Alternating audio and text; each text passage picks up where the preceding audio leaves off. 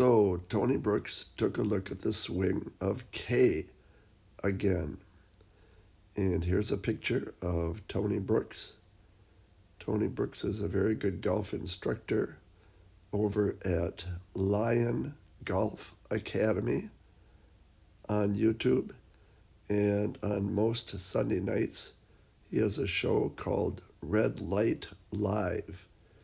And you can send in your videos from the front and down the line, regular speed, to info at liongolfacademy.com. I'm excited to do. All right. Signed up for Doc. Let's see, sneak right in. Red light time. Yes, what's up, Doc? How you been? Glad you can join us on this emergency stream. I'm really excited for this one. Let me first pull up. You know what? Um, Steven, we're gonna do this after the irons because this is a great cause and effect here. So let's put some comparisons, and you're going to have to forgive me while I figure out because these are recorded at two different speeds. So I'm going to have to sync these up real quick. So let's go right down right before impact here. And let's go right before impact on the right side.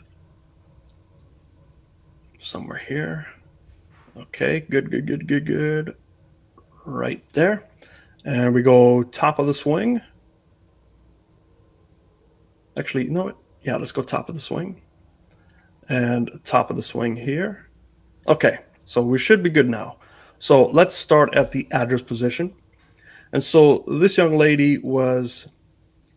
Did that just. All right.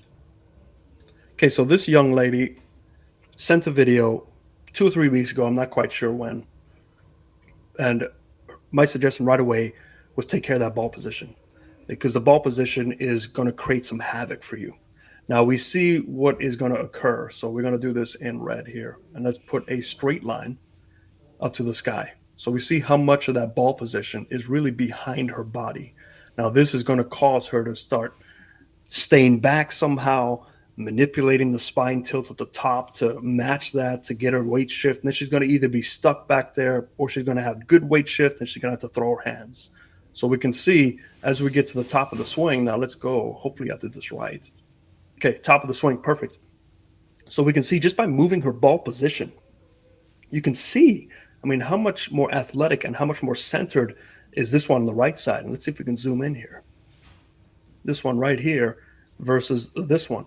So the immediate thing that I see is the arching of the lower back. And let's do this in yellow. Is this arching here?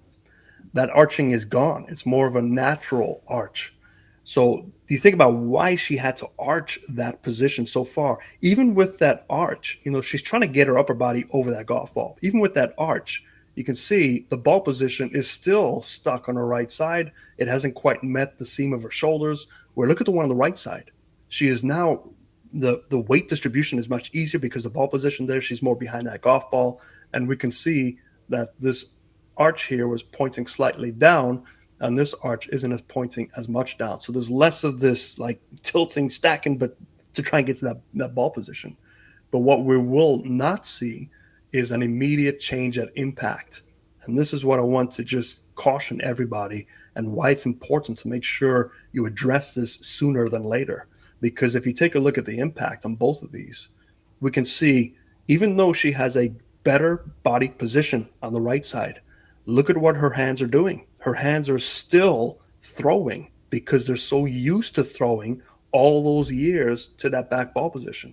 And we can see that if we keep going forward, look at the hand action. The hand is still losing so much of its lag, but the body is in such a better position. That ball position is favoring not to throw your hands. But her neurological system is so stuck in throwing her hands for so many years that it's going to take a long time. Now, we can do things to help this.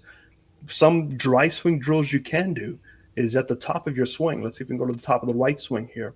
So you would like to, Stephen, if you want to work on something with her, have an alignment rod sticking in here. So you can do two ways. You can tape it on there, or you can just have her grip the alignment rod on that grip. And what she's trying to do is she's going to try to hold this angle. And now, do me a favor, don't hit golf balls like this.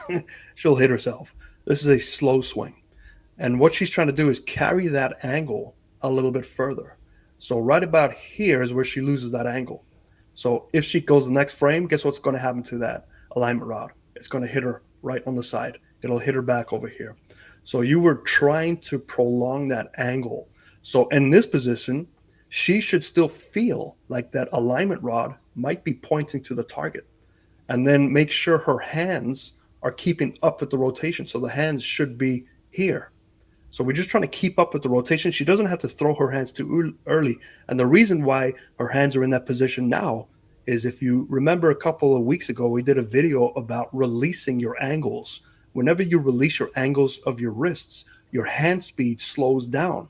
So because you're releasing too soon, while your body's turning, the hand speed's going to slow down in relation to that turn, which is why her hands are well back over here. They're disconnected from her center because they haven't kept up with the center by maintaining that angle. If the more you can maintain this angle, the more the hand speed will keep up with your turn. And then right at impact, that's where we deliver that conservation of angular momentum. But if you don't have the ability to maintain it, where she did not on this swing, because of that ball position, she's learned to throw her hands and sacrifice on that impact position. So this is very important when you do such a change. This is a pretty dramatic change for her. I mean, we've taken a ball position that was here, and we've essentially put it over here and expected her to hit the ball correctly or more correct. And that's really hard. Her body's doing a much better job, but her hands and arms now will need to trust that the body will stay there. And the new ball position, it just needs to get used to the new ball position. So, Stephen, try that alignment rod in the hands. Do slow, dry swings. This is not a full swing drill. She will hit herself a lot of the times.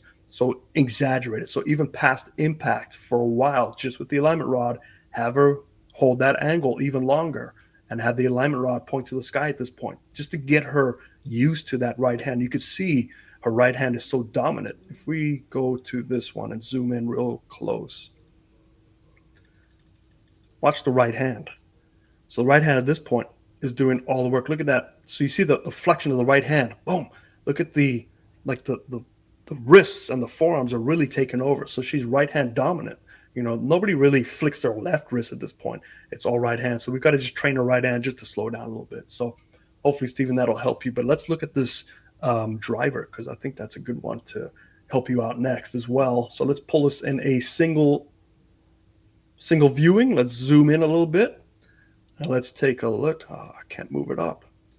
Look at this. Computer problems already. Well, we might be stuck with this view. All right. So let's draw some lines here just to help you out. Barney Purple's too hard on this one, so unfortunately we have to shy away from Barney.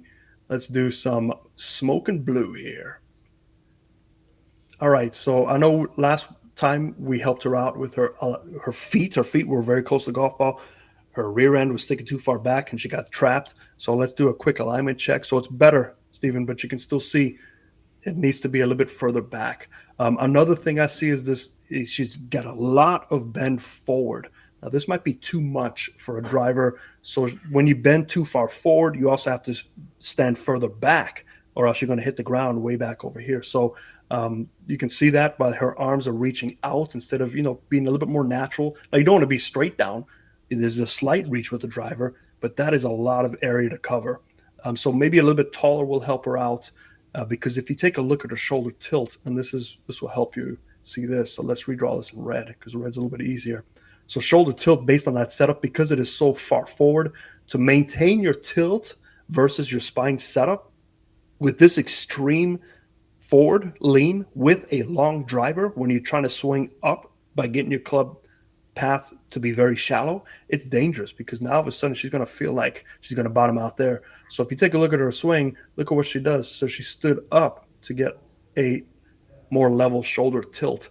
And then from there, she's able to tilt under, and she stays level to that new change. So I would recommend just looking at her top position and saying, okay, let me build the swing around this setup.